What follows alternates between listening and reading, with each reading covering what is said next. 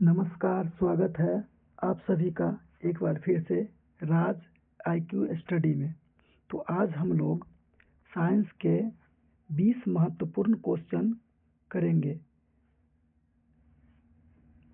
तो चलिए हम लोग वीडियो को स्टार्ट करते हैं। तो पहला क्वेश्चन कह रहा है, आपतन कोण I अपवर्तन कोण R पहले माध्यम के सापेक्ष दूसरे माध्यम का अपवर्तनांक n/i हो तो स्नेल का नियम क्या होगा। तो इसमें बताना हमको स्नेल का नियम क्या होता है। तो स्नेल का नियम होता है sin i बट्टा sin r, option number C. Next question देखेंगे। नेक्स्ट क्वेश्चन कह रहा है, जब प्रकाश किरण विरल माध्यम से सघन माध्यम में जाती है तब आपतन कोण से अपवर्तन कोण कैसा होता है। आपतन कोण से अपवर्तन कोण कैसा होता है। तो इसका सही आंसर हो जाएगा बड़ा होता है। अब हम लोग देखेंगे क्वेश्चन नंबर 3।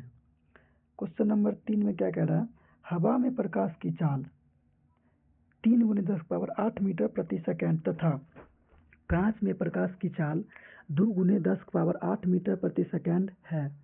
तो पूछ रहा है निरपेक्ष अपवर्तनांक का मान क्या होता है। तो निरपेक्ष अपवर्तनांक का फार्मूला होता है वायु के सापेक्ष कांच का अपवर्तनांक बराबर n बराबर c बट्टा v। n बराबर क्या हो जाएगा, c बट्टा v। तो c का मान दिया हुआ है 3 × 10⁸ मीटर प्रति सेकंड बट्टा कांच में प्रकाश की चाल दिया हुआ है 2 × 10⁸ मीटर प्रति सेकंड। 10⁸ से 10⁸ कट जाएगा तो कितना बच जाएगा, 3/2। आंसर हो जाएगा option number A 3/2। Question number 4 क्या कह रहा है। क्वेश्चन नंबर 4 कह रहा है मनुष्य में वृक्क संबंधित है। तो मनुष्य में वृक्क किससे संबंधित हो जाएगा, तो ऑप्शन नंबर सी उत्सर्जन से संबंधित हो जाएगा। क्वेश्चन नंबर 5 कह रहा है स्वपोषी पोषण के लिए क्या आवश्यक है। तो स्वपोषी पोषण के लिए क्या आवश्यक है, तो कार्बन डाइऑक्साइड, क्लोरोफिल, सूर्य का प्रकाश, इसमें सभी आवश्यक है। तो ऑप्शन नंबर क्या हो जाएगा, डी। क्वेश्चन नंबर 6 क्या कह रहा है। क्वेश्चन नंबर 6 कह रहा है प्रकाश संश्लेषण की क्रिया में ऑक्सीजन बाहर निकलता है, किससे बाहर निकलता है। तो ये बाहर निकलता है जल से। तो option number A. Question number 7 कह रहा है जल तथा कांच का अपवर्तनांक 4/3 तथा 3/2 है। तो जल का कांच की अपेक्षा अपवर्तनांक निकालना। तो ये न्यूमेरिकल क्वेश्चन को हम लोग लास्ट में देखेंगे।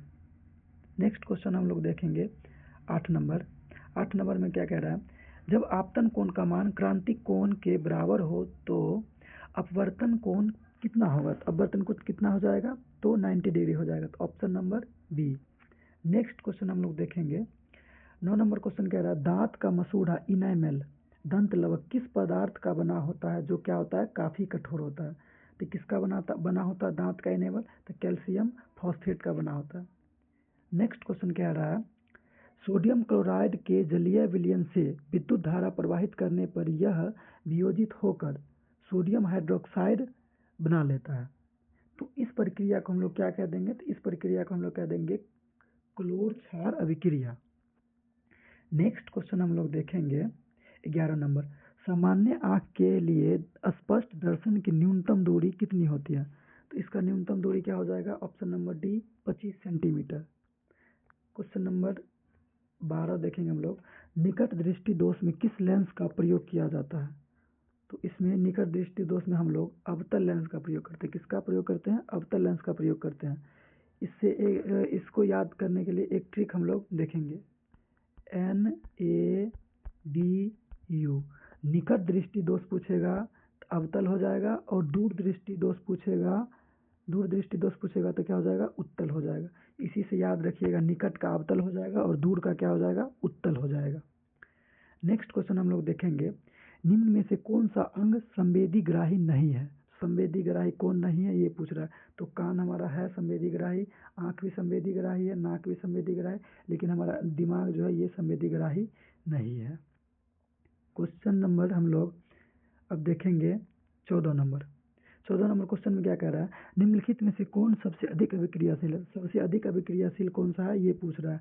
तो ऑप्शन नंबर डी AU, सोना सबसे अधिक अभिक्रियाशील कौन है, तो सोना है।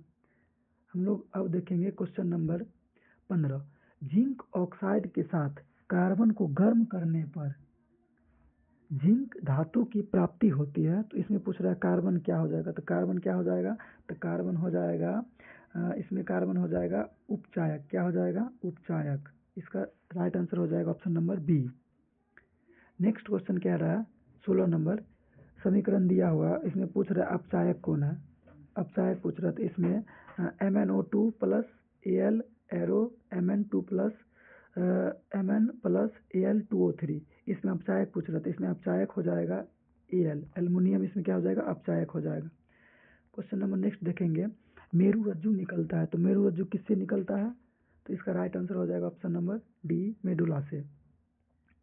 क्वेश्चन नंबर नेक्स्ट देखेंगे, कह रहा है निम्न में से कौन गैसीय अवस्था में पाया जाता है, तो गैसीय अवस्था में कौन पाया जाता है, तो एथाइलिन पाया जाता है। गैसीय अवस्था में कौन पाया जाता है, एथाइलिन।